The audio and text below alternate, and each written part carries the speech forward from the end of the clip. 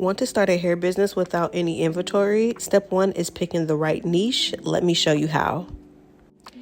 Hey friend, I'm Terry. I'm a Shopify website designer. I do make Shopify hair stores, beauty, and even custom Shopify websites. So let's jump straight into the video. Now let's define what is a niche. So a niche is the certain product or audience your business will serve. So for me, I could say I make Shopify websites, or I can go deeper. I make beauty Shopify websites, or I can go even deeper. I make Shopify hair websites for beauty brands who want to pretty much start a hair business with no inventory or who wants a fully branded website. Now, here are a few popular niche examples. There's bundles, wigs, tape-ins. Obviously, there are way more, but these are just a few. Now, of course, you can sell all these on your website or start a business with all of these, but when you really niche down, it's really easy to pretty much figure out your target audience and how to market to them. Now, if you do want to skip the hard part, I do make pre-built Shopify stores or even custom Shopify stores. Pretty much, I make hair dropshipping stores that will come synced with inventory, so you don't have to worry about shipping or buying inventory. The vendor will handle all of that for you so you can focus on what truly matters. Link in the description for more information.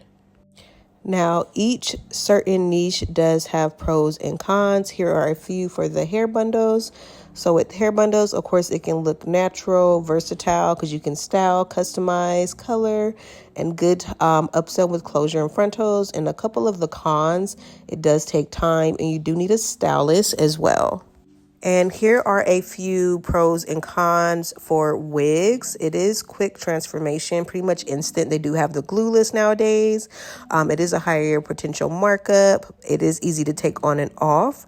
But some cons, it does have to be installed by a professional, or else, it might look a little crazy or weird. I know myself, I cannot style a wig. I would have to definitely go to a professional, especially if it's a lace front.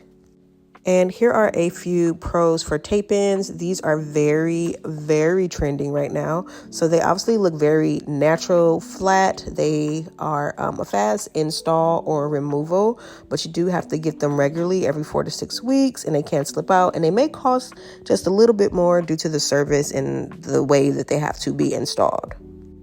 Now let's go over how to pick your niche. So number 1 is consider your target audience. Think about who you want to serve: age, lifestyle, hair type, budget.